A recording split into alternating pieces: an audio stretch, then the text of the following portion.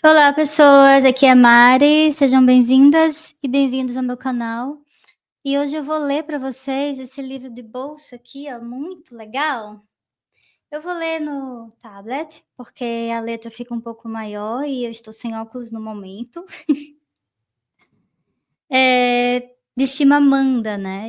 Sejamos Todos Feministas. O nome desse livro, ele é um livro de 60 e poucas páginas, mas talvez aqui dê um pouco mais, quase 80, tá bom? E aí é isso. Ele foi publicado pela Companhia das Letras, tá? Vamos lá, eu vou ler de início ao fim. Não vou ficar comentando, tá bom? Então ele foi pensado, esse tipo de vídeo é pensado para as pessoas que querem ler o livro e não pode, não consegue, não tem tempo, por inúmeros motivos. E aí eu posso ler agora, então eu lerei para vocês, tá bom? Sejamos todos feministas. Na verdade, esse livro ele é uma palestra que virou livro, tá? Se você procurar por esse mesmo nome aí no YouTube, tu vai encontrar a palestra também, tá? Então é a introdução, sejamos todos feministas, sobre a autora e fim.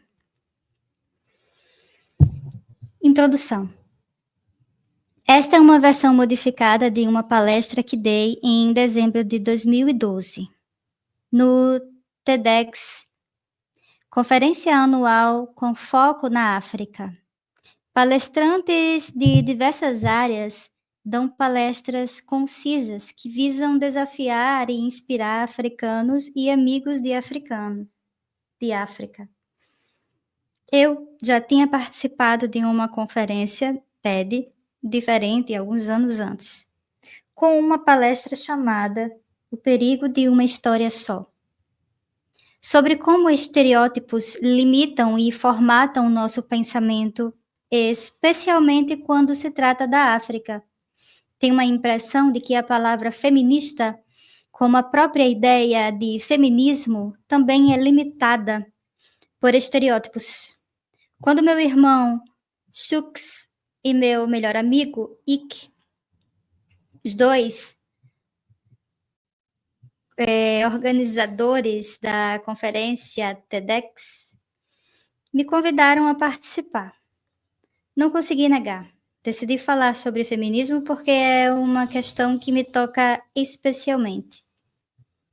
Suspeitei que não seria um assunto muito popular, mas pensei que poderia começar um diálogo necessário. Então, naquela noite em que subi no palco, senti como se estivesse na presença da minha família, uma audiência gentil e atenciosa, mas que poderia ser resistente ao assunto na minha palestra. No fim, a aclamação da plateia, com todos de pé, me deu esperanças. Okolona era um dos meus melhores amigos de infância. Morávamos na mesma rua e ele cuidava de mim como um irmão mais velho. Quando eu gostava de um garoto, pedi a opinião dele. Engraçado e inteligente, usava uma bota de cowboy de bico pontudo. Em dezembro de 2005, ele morreu num acidente de avião, no sudoeste da Nigéria. Até hoje, não sei expressar o que senti. Era uma pessoa com quem eu podia discutir, rir e ter conversas sinceras. Também foi o primeiro a me chamar de feminista. Eu tinha 14 anos. Um dia, na casa dele, discutíamos, metralhávamos opiniões imaturas sobre livros que havíamos lido. Não lembro exatamente o teor da conversa, mas eu estava no meio de uma argumentação quando o Colombo olhou para mim e disse: "Sabe de uma coisa? Você é feminista." Não era um elogio. Percebi pelo tom da voz dele, era como se dissesse: "Você apoia o terrorismo." Não sabia o que a palavra feminista significava. E não queria que o Coloma soubesse que eu não sabia. Então, disfarcei e continuei argumentando. A primeira coisa que faria ao chegar em casa seria procurar a palavra no dicionário. Em 2003, escrevi um romance chamado Hibisco Roxo, sobre um homem que, entre outras coisas, batia na mulher e sua história não acaba lá muito bem. Enquanto eu divulgava o livro na Nigéria, um jornalista, um homem bem intencionado, veio me dar um conselho. Talvez você saiba que nigerianos estão sempre prontos a dar conselhos que ninguém pediu. Ele comentou que as pessoas estavam dizendo que meu livro era feminista. Seu conselho disse, balançando a cabeça com um ar consternado, era que eu nunca me intitulasse feminista, já que as feministas são mulheres infelizes que não conseguem arranjar marido. Então decidi me definir como feminista feliz. Mais tarde, uma professora universitária nigeriana veio me dizer que o feminismo não fazia parte da nossa cultura, que era anti-africano, e que se eu me considerava feminista era porque havia sido corrompida pelos livros ocidentais, o que achei engraçado, porque passei boa parte da juventude devorando romances que não eram nada feministas. Devo ter lido toda a coleção Água com Açúcar, publicada pela Miss Endball, antes dos 16 anos. E toda vez que tentava ler os tais livros clássicos sobre feminismo, ficava entediada e mal conseguia terminar. De qualquer forma, já que o feminismo era anti-africano, resolvi me considerar feminista feliz e africana. Depois, uma grande amiga me disse que se eu era feminista, então devia odiar os homens. Decidi me tornar uma feminista feliz e africana que não odeia homens e que gosta de usar batom e salto para si mesma e não para os homens. É claro que não estou falando sério. Só queria ilustrar como a palavra feminista tem um peso negativo. A feminista odeia os homens, odeia sutiã, odeia a cultura africana. Acha que as mulheres devem mandar nos homens. Ela não se pinta, não se depila, está sempre zangada, não tem senso de humor, não usa desodorante. Quando eu estava no primário, em Nisuka, uma cidade universitária ao sudeste da Nigéria, no começo do ano letivo, a professora anunciou que iria dar uma prova e quem tirasse a nota mais alta seria o monitor da classe. Ser monitor era muito importante. Ele podia anotar diariamente o nome dos colegas baderneiros, o que por si só já era ter um poder enorme. Além disso, ele podia circular pela sala empunhando uma vara, patrulhando a turma do fundão. É claro que o monitor não podia usar vara, mas era uma ideia empolgante para uma criança de 9 anos como eu. Eu queria muito ser a monitora da minha classe e tirei a nota mais alta. Mas, para minha surpresa, a professora disse que o monitor seria um menino. Ela havia se esquecido de esclarecer esse ponto. Achou que fosse óbvio. Um garoto tirou a segunda nota mais alta. Ele seria o monitor. Mais interessante é que o menino era uma alma bondosa e doce, que não tinha o menor interesse em vigiar a classe com uma vara, que era exatamente o que eu almejava. Mas eu era menina, e ele menino. E ele foi escolhido. Nunca me esqueci desse episódio. Se repetirmos uma coisa várias vezes, ela se torna normal. Se vemos uma coisa com frequência, ela se torna normal. Se só os meninos são escolhidos como monitores da classe, então, em algum momento nós todos vamos achar, mesmo que inconscientemente, que só um menino pode ser o monitor da classe. Se só os homens ocupam cargos de chefia nas empresas, começamos a achar normal que esses cargos de chefia só sejam ocupados por homens. Eu tenho a comentar o erro de achar que uma coisa óbvia para mim também é óbvia para todo mundo. Um dia estava conversando com meu amigo Louis, que é um homem brilhante e progressista. E ele me disse: Não entendo quando você diz que as coisas são diferentes e mais difíceis para as mulheres. Talvez fosse verdade no passado, mas não é mais. Hoje as mulheres têm tudo o que querem. Oi? Como o Luiz não enxergava o que para mim era tão óbvio. Adoro voltar para minha casa na Nigéria. E passo a maior parte do tempo em Lagos, uma das maiores cidades e o grande centro comercial do país. Às vezes, à noite, quando não era tão quente e o ritmo da cidade desacelera, saio com amigos ou a família e vamos a restaurantes e cafés. Numa dessas ocasiões, Lois e eu saímos com uns amigos. Em Lagos, há um ritual maravilhoso. Alguns jovens costumam ficar na porta dos estabelecimentos e ajudar as pessoas a estacionar o carro. Lagos é uma metrópole com quase 20 milhões de habitantes, com mais energia do que Londres, com um espírito mais empreendedor do que Nova York e, portanto, as pessoas estão sempre inventando maneiras de ganhar a vida. Como na maioria das grandes cidades, é difícil encontrar uma vaga para estacionar à noite. Então, esses caras se viram como podem. Mesmo quando não há nenhuma vaga disponível, eles manobram o carro e, com gestos largos e teatrais, prometem tomar conta do veículo até você voltar. Impressionada com o empenho do sujeito que descolou uma vaga para nós naquela noite, decidi lhe dar uma gorjeta. Abri a bolsa, peguei o dinheiro e lhe dei. E ele, feliz e grato, pegou o meu dinheiro, olhou para o meu amigo e disse: Muito obrigado, senhor. Surpreso, Luiz me perguntou: Por que ele está me agradecendo? Não fui eu quem dei o dinheiro. Percebi então, pela expressão do meu amigo, que a ficha tinha caído. Para o Flanelinha, qualquer dinheiro que eu pudesse ter certamente provinha do Luiz, porque Luiz é homem. Homens e mulheres são diferentes. Temos hormônios em quantidades diferentes, órgãos sexuais diferentes e atributos biológicos diferentes. As mulheres podem ter filhos, homem não.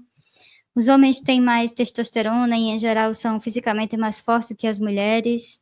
Existem mais mulheres do que homens no mundo. 52% da população mundial é feminina, mas os cargos de poder e prestígio são ocupados pelos homens. A já falecida nigeriana Maatai, ganhadora do Prêmio Nobel da Paz, se expressou muito bem, em poucas palavras, quando disse que quanto mais perto do topo chegamos, menos mulheres encontramos. Na última eleição dos Estados Unidos, ouvimos com frequência falar da Lei Lilly Ledbetter, que visa a equiparação salarial das mulheres. Se formos além do nome bonito e alternativo, o significado é o seguinte: nos Estados Unidos, quando um homem e uma mulher têm o mesmo emprego com as mesmas qualificações, se o homem ganha mais, é porque ele é homem. Então, de uma forma literal, os homens governam o mundo. Isso fazia sentido há 1000 anos. Os seres humanos viviam num mundo onde a força física era o atributo mais importante para a sobrevivência. Quanto mais forte a pessoa, mais chances ela tinha de liderar. E os homens, de uma maneira geral, são fisicamente mais fortes. Hoje, vivemos num mundo completamente diferente. A pessoa mais qualificada para liderar não é a pessoa fisicamente mais forte, é a mais inteligente, culta, a mais criativa, a inovadora. E não existem hormônios para esses atributos. Tanto um homem como uma mulher podem ser inteligentes, inovadores, criativos. Nós evoluímos, mas nossas ideias de gênero ainda deixam a desejar. Não faz muito tempo, ao entrar num dos melhores hotéis da Nigéria, um segurança na porta me parou e fez umas perguntas irritantes. Nome, número do quarto da pessoa que você vai visitar. Eu conhecia essa pessoa, poderia provar que era hóspede do hotel e mostrar a minha chave. Ele automaticamente supôs que Uma mulher nigeriana e desacompanhada só podia ser prostituta. Uma nigeriana desacompanhada não pode ser hóspede e pagar por seu quarto. Um homem pode entrar no mesmo hotel sem ser perturbado. Parte-se da premissa de que ele já está lá por uma razão legítima. Aliás, porque esses hotéis não se preocupam mais com a procura por prostitutas do que com a oferta aparente. Em Lagos, não posso ir sozinha a muitos bares e casas respeitáveis. Mulher desacompanhada não entra. É preciso estar com um homem. Amigos meus, homens, costumam ir a baladas e acabam entrando de braço dado com mulheres desconhecidas. A uma mulher desacompanhada só resta pedir ajuda para entrar no recinto. Sempre que vou acompanhada a um restaurante nigeriano, o garçom cumprimenta o homem e me ignora. Os garçons são produto de uma sociedade onde se aprende que os homens são mais importantes do que as mulheres. E sei que eles não fazem por mal, mas há um abismo entre entender uma coisa racionalmente e entender a mesma coisa emocionalmente. Toda vez que eles me ignoram, eu me sinto invisível. Fico chateada. Quero dizer a eles que sou tão humana quanto um homem e digna de ser cumprimentada. Sei que são detalhes, mas às vezes são os detalhes que mais incomodam. Não faz muito tempo escrevi um artigo sobre o que significa ser uma jovem mulher em Lagos. Um conhecido disse que havia muita raiva no texto e que eu não deveria ter me expressado com tanta raiva. Mas eu não via razão para me desculpar. É claro que eu estava com raiva. A questão de gênero, como está estabelecida hoje em dia, é uma grande injustiça. Estou com raiva. Devemos ter raiva. Ao longo da história, muitas mudanças positivas só aconteceram por causa da raiva. Além da raiva, também tenho esperança porque acredito profundamente na capacidade de os seres humanos evoluírem. Percebi cautela no tom do sujeito e sabia que seu comentário sobre a minha raiva tinha a ver não só com o artigo, mas também com a minha personalidade. A raiva, o tom dele dizia que não cai bem em mulheres. Uma mulher não deve expressar raiva porque a raiva ameaça. Tem uma amiga americana que substituiu um homem num cargo de gerência. Seu predecessor era considerado um cara durão, que conseguia tudo. Era grosseiro, agressivo e rigoroso quanto a folha de ponto. Ela assumiu o cargo e se imaginava tão dura quanto o chefe anterior, mas talvez um pouco mais generosa, ao contrário dele. Ele nem sempre lembrava que as pessoas tinham família. Em poucas semanas no emprego, ela puniu um empregado por ter falsificado a folha de ponto, exatamente como seu predecessor teria feito. O empregado reclamou com um gerente sênior, dizendo que ela era agressiva e difícil. Os outros funcionários concordaram. Um deles, inclusive, disse que tinha achado que ela traria um toque feminino ao ambiente de trabalho, mas que isso não acontecera. Não ocorreu a ninguém que ela estava fazendo a mesma coisa pela qual um homem teria recebido elogios. Outra amiga minha, também americana, trabalha com publicidade e tem um belo salário. Só há 2 mulheres em sua equipe, ela e outra. Certa vez, numa reunião, ela disse que se sentira menosprezada por sua chefe, que havia ignorado seus comentários e elogiara um dos homens que havia emitido uma opinião parecida com a dela. Ela queria se posicionar e enfrentar a chefe, mas ficou quieta. Depois da reunião foi chorar no banheiro e me ligou para desabafar. Ela não disse o que pensava para não parecer agressiva. Deixou o ressentimento ferver em banho-maria. O que me impressionou em relação a ela e a várias outras amigas americanas é o quanto essas mulheres investem em ser queridas, como foram criadas para acreditar que ser benquista é muito mais importante. E isso não inclui demonstrar raiva ou ser agressiva, tampouco discordar. Perdemos muito tempo ensinando as meninas a se preocupar com o que os meninos pensam delas, mas o oposto não acontece. Não ensinamos os meninos a se preocupar em ser benquistos. Se por um lado perdemos muito tempo dizendo às meninas que elas não podem sentir raiva ou ser agressivas ou duras, por outro elogiamos e perdoamos os meninos pelas mesmas razões. Em todos os lugares do mundo existem milhares de artigos e livros ensinando o que as mulheres devem fazer, como devem ou não ser para atrair e agradar homens. Livros sobre como os homens devem agradar as mulheres são poucos. Dou uma oficina de escrita em Lagos em uma das jovens que participa do grupo que disse que um amigo lhe havia prevenido de não prestar atenção no meu discurso feminista, sob pena de absorver ideias de que destruiriam seu casamento. Essa é uma ameaça.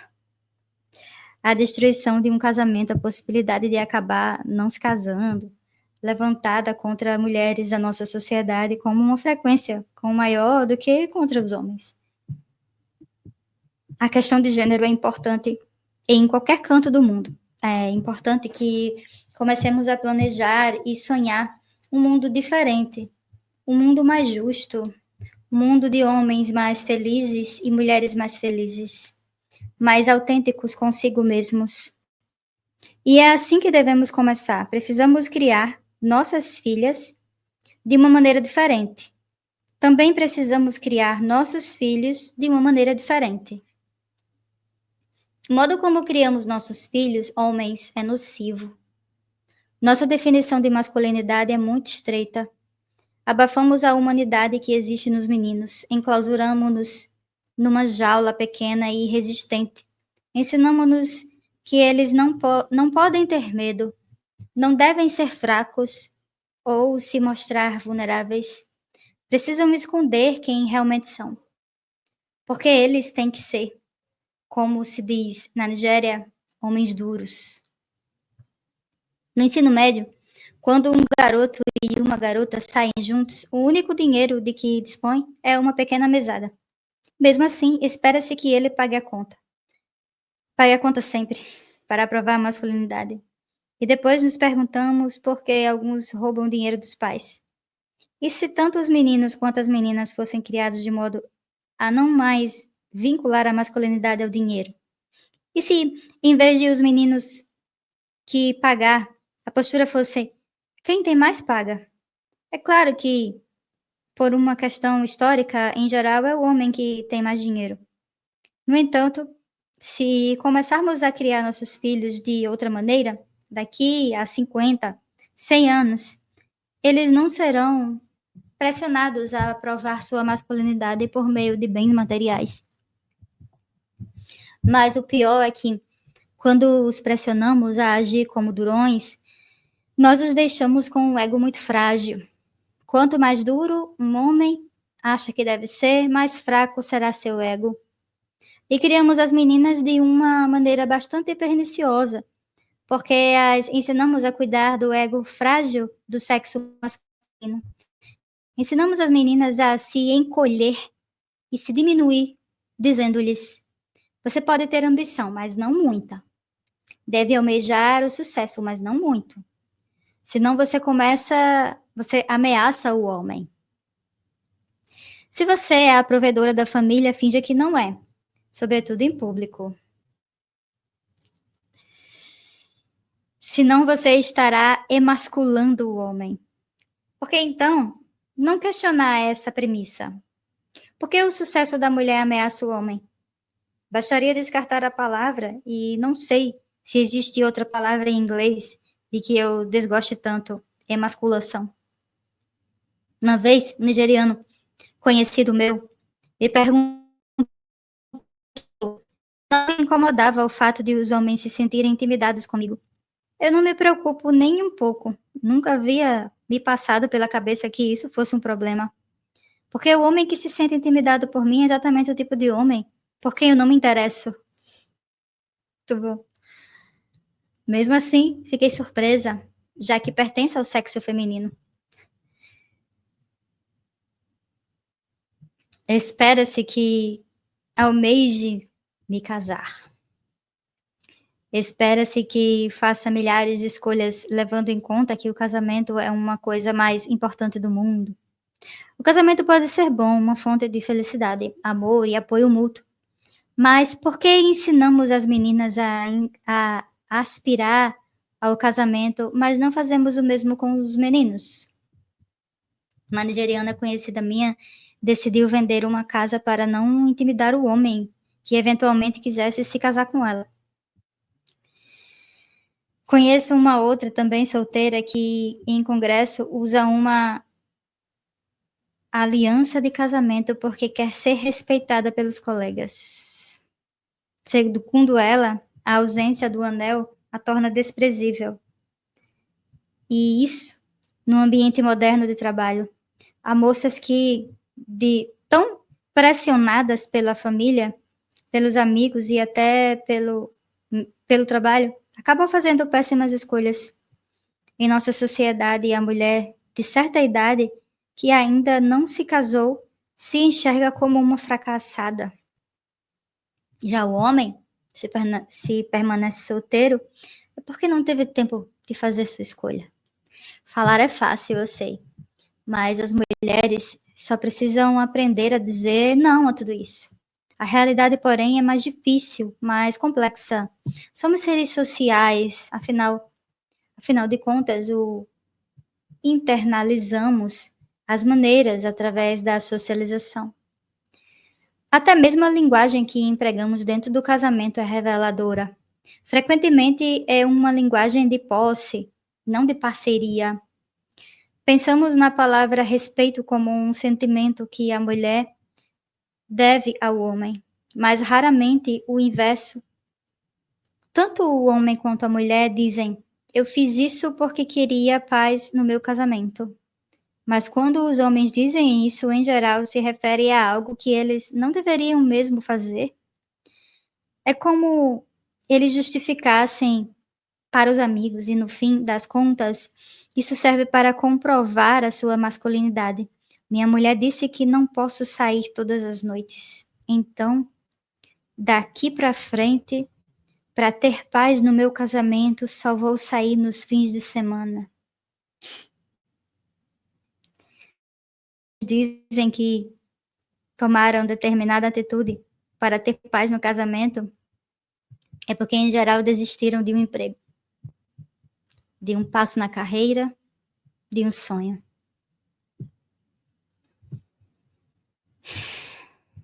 Ensinamos que nos relacionamentos é a mulher quem deve abrir mão das coisas. Criamos nossas filhas para enxergar as mulheres como rivais.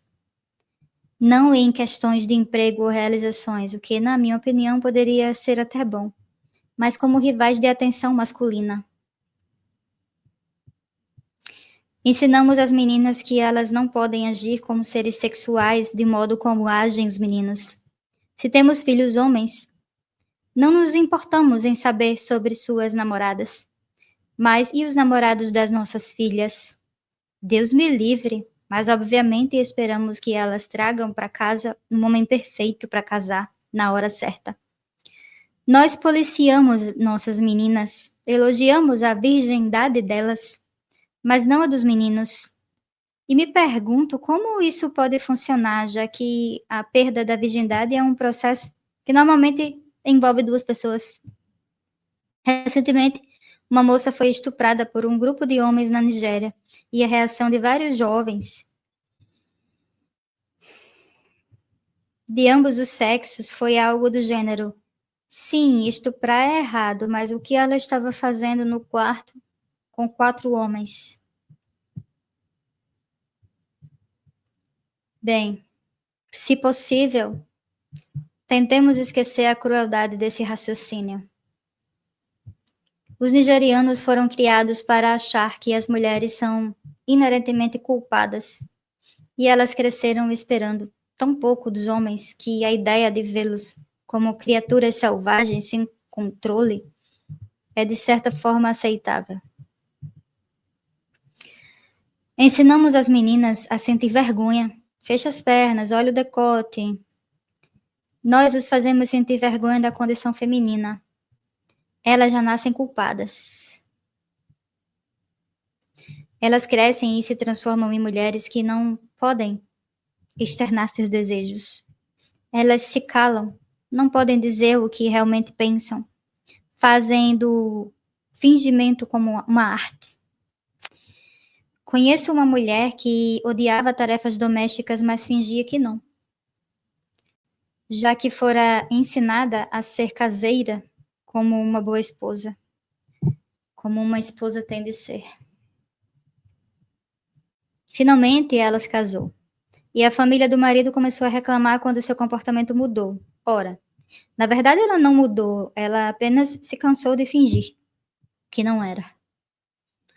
O problema da questão de gênero é que ela prescreve como devemos ser, em vez de reconhecer como somos.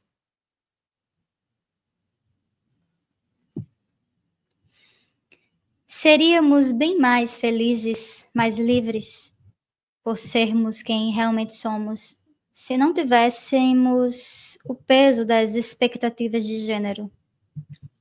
Meninos e meninas são inegavelmente diferentes em termos biológicos, mas a socialização exagera essas diferenças.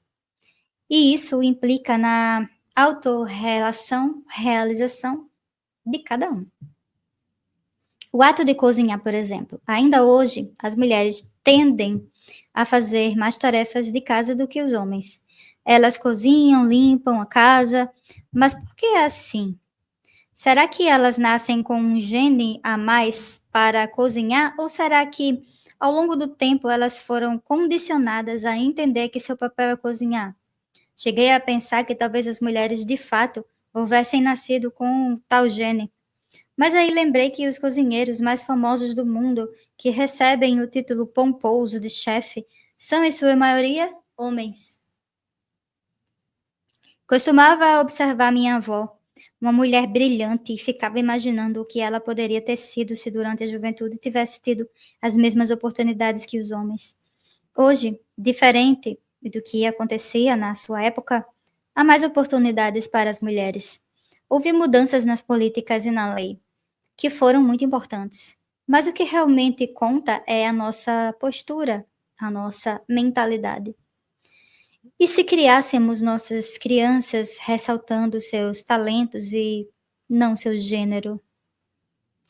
E se focássemos em seus interesses sem considerar o gênero?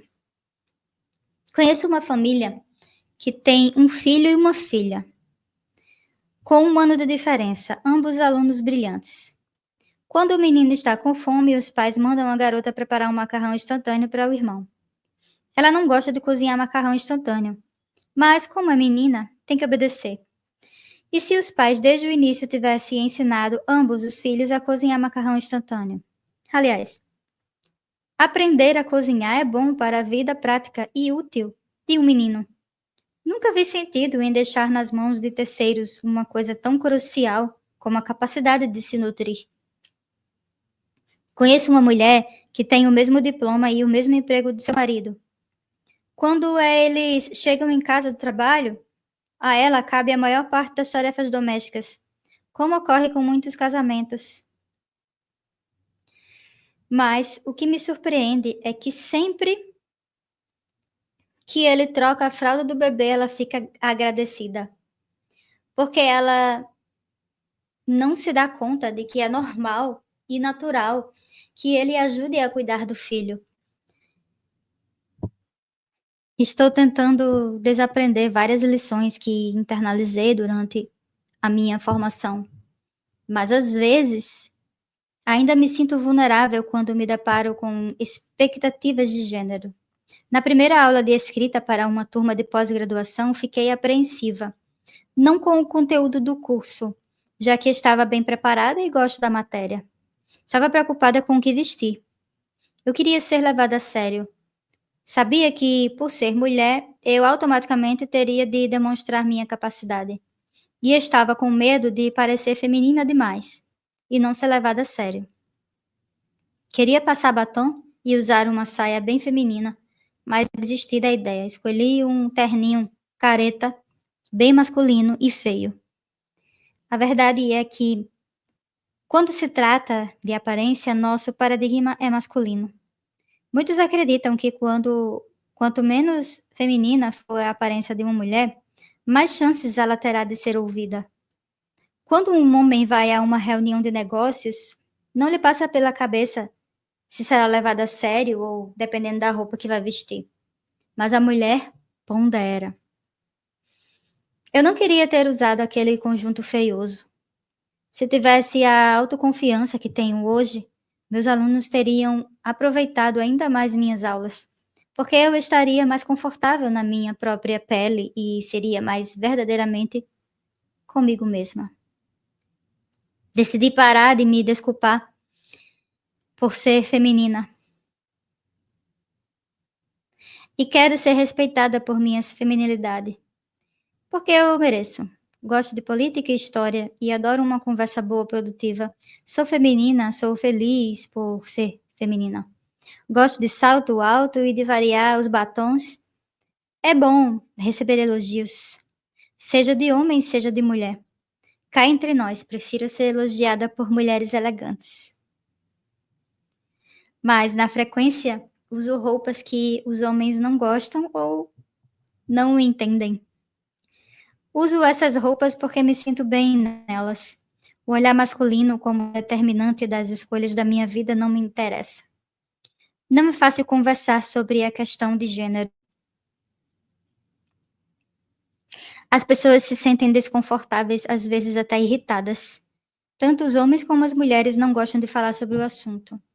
Contornam rapidamente o problema, porque a ideia de mudar o status quo é sempre penosa. Algumas pessoas me perguntam, por que usar a palavra feminista? Por que não dizer que você acredita nos direitos humanos ou algo parecido? Porque seria desonesto. O feminismo faz, obviamente, parte dos direitos humanos, de uma forma geral. Mas escolher uma expressão vaga como direitos humanos é negar a especificidade e particularidade do problema de gênero. Seria uma maneira de fingir que as mulheres não foram excluídas ao longo dos séculos. Seria negar que a questão de gênero tem como alvo as mulheres. Que o problema não é ser humano, mas especificamente um humano do sexo feminino. Por séculos, os seres humanos eram divididos em dois grupos, um dos quais excluía e oprimia o outro. É no mínimo justo que a solução para esse problema esteja no reconhecimento desse fato. Alguns homens se sentem ameaçados pela ideia do feminismo. Acredito que essa ameaça tem a origem na insegurança que eles sentem. Como foram criados de um determinado modo, quando não estiverem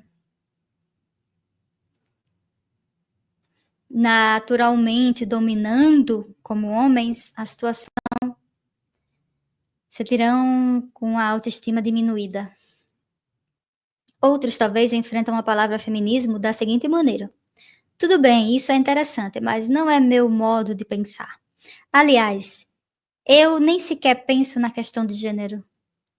Talvez não pensem mesmo. E isso é parte do problema. Os homens não pensam na questão de gênero, nem notam que ela existe.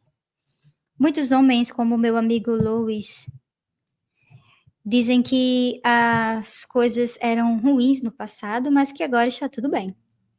Muitos não fazem nada para mudar a situação das coisas. Quando o sujeito entra num restaurante e o garçom o cumprimenta, será que não passa pela cabeça dele perguntar por que o garçom não cumprimentou sua acompanhante? Os homens precisam se manifestar em todas essas pequenas situações.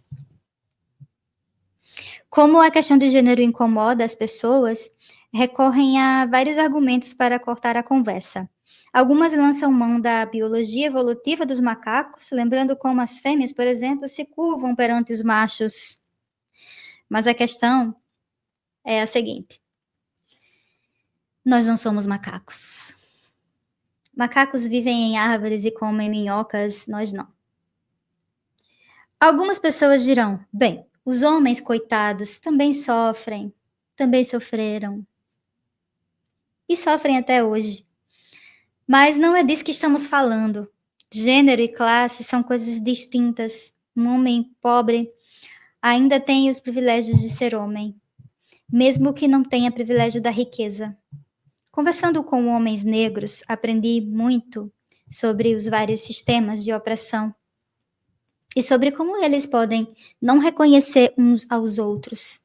Uma vez eu estava falando sobre a questão de gênero e um homem me perguntou porque porque eu me via como uma mulher e não como um ser humano. É o tipo de pergunta que funciona para silenciar a experiência específica de uma pessoa.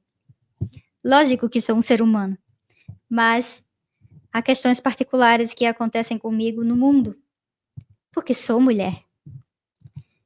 Esse mesmo homem, a propósito, com frequência falava de sua experiência como um homem negro. E eu deveria ter respondido: por que você não fala das suas experiências como um homem ou um ser humano? Porque tem que ser como um homem negro. Então, sinto muito, essa conversa é sobre gênero. Alguns dirão: ora, as mulheres é que têm o verdadeiro poder, o poder da cintura para baixo. Na Nigéria é assim que nos expressamos para dizer que a mulher usa a sexualidade para conseguir o que quer do homem. Mas o poder da cintura para baixo não é nenhum poder. Porque a mulher que tem tal poder, na verdade, não é poderosa. Ela só tem uma boa ferramenta para explorar o poder de outra pessoa. Mas o que acontece se um homem está mal-humorado, ou doente, ou temporariamente impotente? Tem gente que diz que a mulher é subordinada ao homem porque isso faz parte da nossa cultura. Mas a cultura está sempre em transformação. Tenho 2 sobrinhas gêmeas e lindas de 15 anos. Se tivessem nascido há 100 anos, teriam sido assassinadas. Há 100 anos, a cultura Igbo considerava o nascimento de gêmeos como um mau presságio. Hoje, essa prática é impensável para nós. Para que serve a cultura? A cultura funciona, afinal de contas, para preservar e dar continuidade a um povo. Na minha família, eu sou a filha que mais se interessa pela história de quem somos. Nossas terras ancestrais, nossas tradições. Meus irmãos não têm tanto interesse nisso. Mas não posso terem voz ativa, porque a cultura Igbo fornece os homens e só eles podem participar das reuniões em que as decisões familiares mais importantes são tomadas. Então, apesar de ser a pessoa mais ligada a esse assunto, não posso frequentar as reuniões. Não tenho direito à voz, porque sou mulher. A cultura não faz as pessoas fazem a cultura. Se uma humanidade inteira de mulheres não faz parte da nossa cultura, então temos que mudar a nossa cultura. Penso com frequência no meu amigo Okoloma. Espero que ele e outros que morreram na queda do avião descansem em paz. Ele sempre será lembrado por aqueles que o amavam. Ele tinha razão anos atrás ao me chamar de feminista. Eu sou feminista. Naquele dia, quando cheguei em casa e procurei a palavra no dicionário, foi este o significado que encontrei. Feminista. Uma pessoa que acredita na igualdade social, política e econômica entre os sexos. Minha bisavó, pelas histórias que eu vi, era feminista. Ela fugiu da casa do sujeito com quem não queria se casar e se casou com o homem que escolheu. Ela resistiu, protestou, falou alto quando se viu privada de espaço e acesso por ser do sexo feminino. Ela não conhecia a palavra feminista, mas nem por isso ela não era uma. Mas mulheres deveriam reivindicar essa palavra. O melhor exemplo de feminista que conheço é o meu irmão Kenny, que também é um jovem legal, bonito e muito másculo. Ao meu ver, feminista é o homem ou a mulher que diz: sim, existe um problema de gênero ainda hoje e temos que resolvê-lo. Temos que melhorar. Todos nós, mulheres e homens, temos que melhorar. Sobre a autora. Chimamanda nasceu em Enugu, na Nigéria, em 1977. É autora dos romances Meio Sol Amarelo, vencedor do Orange Prize, adaptado ao cinema em 2013, Hibisco Roxo, Americana, publicados no Brasil pela Companhia das Letras. Assina ainda uma coleção de contos. Sua obra foi traduzida para mais de 30 línguas e apareceu em inúmeros periódicos como as revistas New Yorker e Kranta. Depois de ter recebido uma bolsa da Fundação MacArthur, Chimamanda vive entre Nigéria e Estados Unidos. Sua célebre conferência no TED já teve mais de 1 milhão de visualizações.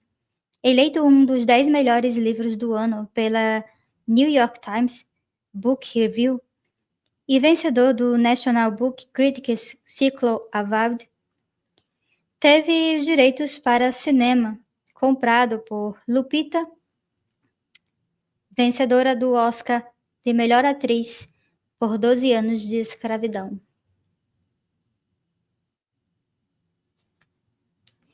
Então é isso, pessoas. Obrigada por ouvir esta leitura da Chimamanda e até a próxima leitura que eu vou deixar no ar. Espero que vocês gostem e divirtam-se. Escuta.